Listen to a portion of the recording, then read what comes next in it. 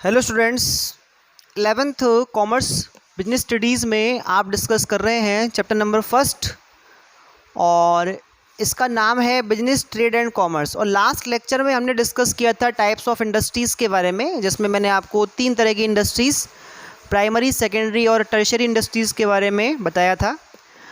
अभी हम business concept में सेकेंड जो इसका एक्टिविटी है वो है कॉमर्स, वो हम डिस्कस कर रहे हैं।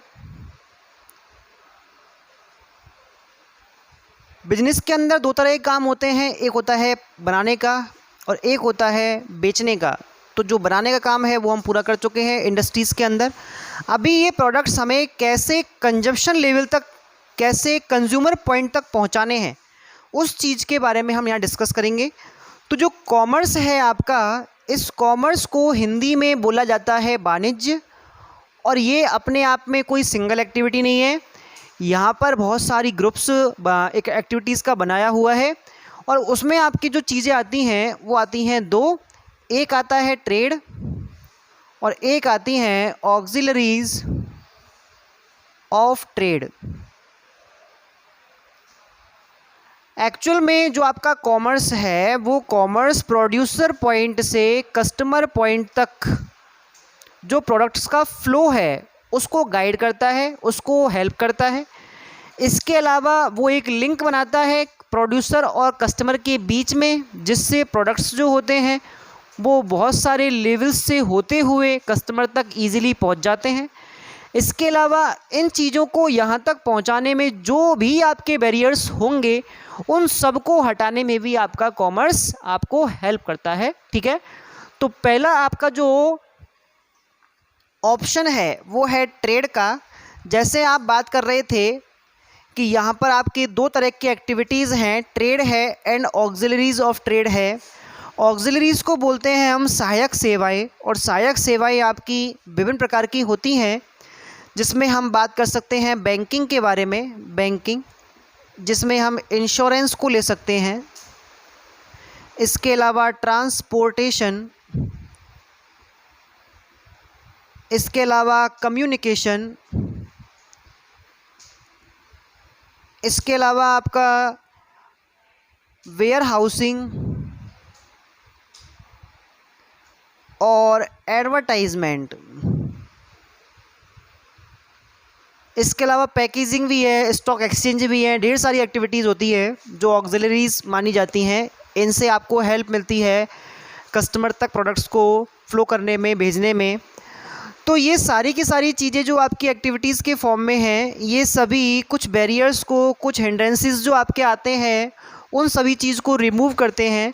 जैसे आपको प्रोडक्ट्स का फ्री फ्लो करना है और उसके लिए आपको क्या चाहिए, कुछ फैसिलिटीज़ लेनी पड़ेंगी। उन फैसिलिटीज़ के लिए आपको पेमेंट करने हैं, आपके ऊपर बर्डन है, फाइनेंशियल सपोर्ट की ज़रूरत है। तो आप कहाँ मूव करेंगे? आप मूव करेंगे बैंकिंग फैसिलिटीज़ की तरफ। तो बैंक आपको लोन्स प्रोवाइड कराते हैं, आपके ट्रांजैक्शंस को कन्वीनियंट बनाते हैं और ये सारी चीज़ें आपको ट्रेडिंग के अंदर हेल्प करती हैं। इसके अलावा हम सोचते हैं कि जब प्रोडक्ट आपका फ़्लो होगा कस्टमर के लिए तो उसको क्या करना पड़ेगा, एक वाइड एरिया के अंदर आपको स्प्रेड करना है, और ऐसी कंडीशन के लिए आपको क्या चाहिए, ट्रांसपोर्टेशन फैसिलिटी चाहिए। तो आपने ट्रांसपोर्टेशन से जो एक प्लेस का जो हिंड्रेंसेस थे, प्लेस का जो बैरियर था कि हम अपने प्रोडक्ट को लंबे स्केल पे बड़े मार्केट में नहीं बेच सकते, वो चीज़ आप हटा सकते हैं। ट्रांसपोर्टेशन से आप किसी भी मार्केट में अपने प्रोडक्ट्स को सेल कर सकते हैं। वेयर हाउसिंग से आप माल को स्टोर कर सकते हैं और कंजप्शन टाइम जब आता है उस टाइम पे एकदम से सप्लाई दे सकते हैं, जबकि उसकी डिमांड काफ़ी हायर होगी। इंश्योरेंस से आप अपने गोडाउंस को, अपनी प्रॉपर्टीज़ को और अपने जो ट्रांसपोर्टेशन होते हैं उन सबको रिलेटेड जो रिस्क होती है उन सबसे रिस्क से आप प्रोटेक्शन ले सकते हैं। तो ये सारी की सारी चीज़ें आपको काफ़ी सारी बैरियर्स को हटाती हैं जो आपके प्रोडक्ट को प्रोड्यूसर से कस्टमर तक पहुंचाने में क्या करते हैं, काम करते हैं। ठीक है, फ़िलहाल हम बातें कर रहे हैं अभी ट्रेडिंग के बारे में। पहला हम पढ़ेंगे आपका टॉपिक। कॉमर्स के अंदर आपके 2 टॉपिक हैं, जिसमें आपका सबसे पहला जो टॉपिक है वो है ट्रेड। देखो, ट्रेड का मतलब क्या होता है? ट्रेड को सिंपली बोलते हैं हम व्यापार, और इसका मीन हम सेल, ट्रांसफ़र या एक्सचेंज से लेते हैं। एक्सचेंज, एक्सचेंज का मतलब होता है विनिमय, आदान प्रदान करना। ट्रांसफ़र का मतलब होता है किसी चीज़ को हस्तांतरित करना, और बेचने से भी ऐसा ही होता है। भाई आज मान लो एक कार का शोरूम है बहुत बड़ा, और उस कार के शोरूम में 15 गाड़ियाँ अभी प्रेजेंट टाइम में खड़ी हुई हैं, तो उन सब की जो ऑनरशिप है, उन सब का जो अथॉरिटी है, उन सब का जो मालिक है, वो है उस शोरूम का मालिक। यानी कि शोरूम के मालिक के पास उन 15 गाड़ियों की क्या है, ऑनरशिप है। इस समय उन 15 गाड़ियों का मालिक कौन है, वो शोरूम का ऑनर है, ठीक है। लेकिन जैसे ही एक कस्टमर जो टर्म्स हैं, सेलिंग टर्म्स, जो परचेजिंग टर्म्स, उन सबको पूरा करके एक गाड़ी उसमें से परचेज़ कर लेता है, तो वो गाड़ी हैंड ओवर कर दी जाती है, ट्रांसफ़र कर दी जाती है, सेल कर दी जाती है। किसको? कस्टमर को। और एक्सचेंज में हम उससे क्या ले लेते हैं, पैसे ले लेते हैं। तो यहाँ पर ऑनर चेंज हो गया। यहाँ पर ऑनर अब वो शोरूम का मालिक नहीं रहा, अब वो कस्टमर जिसने अभी अभी पेमेंट किया है, वो उस एक गाड़ी का क्या बन चुका है, एक्चुअल ऑनर बन चुका है, ठीक है। तो यहाँ पर आप क्या कर रहे हैं, ट्रेड में हम करते हैं ऑनरशिप का ट्रांसफ़र, कि पहले ऑनर प्रोड्यूसर था जिसने माल बनाया, फिर उसने अपनी ऑनरशिप ट्रांसफ़र कर दी, किसको? होलसेलर को। तो होलसेलर ने बल्क में माल परचेज़ कर लिया और पेमेंट कर दिया। अब ऑनर कौन बन गया? होलसेलर बन गया। फिर वहाँ से माल ट्रांसफ़र हुआ किसको? रिटेलर को। तो उसने क्या किया? पेमेंट किया होलसेलर को और माल ले लिया। इसके अलावा फिर रिटेलर ने क्या किया? यूनिट बाई यूनिट किसको बेचा? कस्टमर को सेल किया। तो जो लास्ट में आपका एक्चुअल ऑनर बना, वो कौन बना? आपका कस्टमर बना, ठीक है। तो ये जो चीज़ें चल रही हैं शुरुआत से लेके और लास्ट कस्टमर तक, उसमें हमने क्या किया? एक्चुअल में ट्रेड किया, व्यापार किया। क्लियर? अगर हम बात करें सिंपली कि ट्रेड को हम कितने भागों में डिवाइड करें, तो यहाँ पर जो ट्रेड है उसको हम 2 भागों में डिवाइड कर सकते हैं। एक होता है इंटरनल ट्रेड और एक होता है एक्सटर्नल या इंटरनेशनल ट्रेड। इंटरनल ट्रेड को डोमेस्टिक ट्रेड भी बोलते हैं, ध्यान रखना है आपको। इसको हम डोमेस्टिक ट्रेड बोलेंगे या इंटरनल ट्रेड बोलेंगे। इंटरनल ट्रेड कौन सा होता है? इंटरनल ट्रेड को आंतरिक व्यापार कहते हैं, घरेलू व्यापार कहते हैं, स्वदेशी व्यापार कहते हैं। इंटरनल ट्रेड वो होता है जिसमें आपका जो एक्सचेंज है, जो ट्रांसफ़र है ऑनरशिप का, जो मैंने अभी बताया था आपको, वो केवल और केवल आपकी कंट्री के अंदर ही किया जाएगा। यानी कि अगर मान लो कोई पंजाब का कोई किसान है, वो अपना जो उसकी जो पैदावार है, उसकी जो उपज है, उसने क्या किया? एक इंडस्ट्री को दे दी, जहाँ पर ब्रेड वगैरह या इस तरह के जो बेकरी प्रोडक्ट्स है उनका क्या होता है? मैन्युफैक्चरिंग होता है। और ये कंपनी आपकी उत्तर प्रदेश के अंदर है। तो जो इनके बीच में ट्रांजैक्शन हुआ रॉ मटेरियल का, उसको हम एक डोमेस्टिक या इंटरनल ट्रेड के अंदर रखेंगे। क्लियर? क्योंकि पंजाब और यूपी दोनों ही आपके कहाँ पे हैं? इंडिया के अंदर है। तो इसलिए इसको क्या बोलते हैं? हम इंटरनल ट्रेड बोल रहे हैं। इंटरनल ट्रेड मतलब कंट्री की जो जोग्राफिकल बाउंड्रीज़ हैं, उनके अंदर जितने भी लोग आते हैं, वो अगर आपस में कोई एक्सचेंज करते हैं प्रोडक्ट्स का, तो उसको हम इंटरनल ट्रेड बोलते हैं। क्लियर? तो यहाँ पर आपको समझ में आया?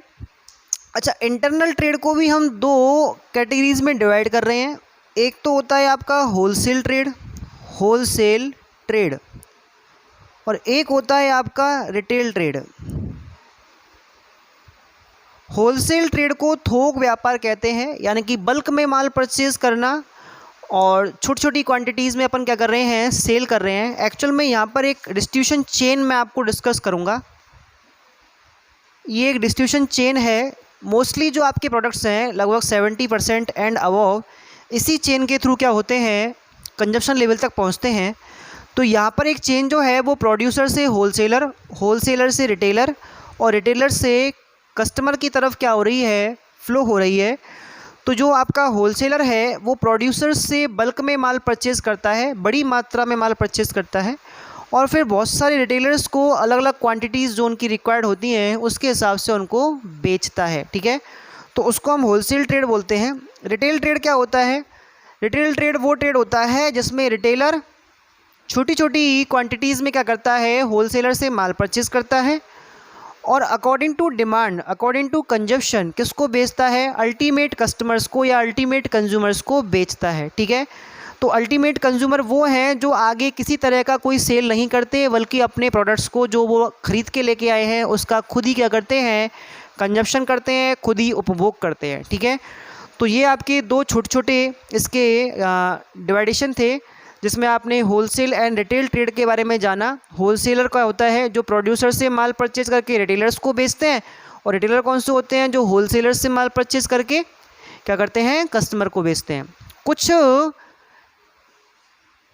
डिस्ट्रीब्यूशन चेन के अंदर रिटेलर डायरेक्ट प्रोड्यूसर से भी माल परचेज कर सकते हैं और फिर सीधे कस्टमर को बेच देते हैं। ठीक है, तो ऐसी ही आपकी जो चेन होती हैं उनमें इस तरह से होता है।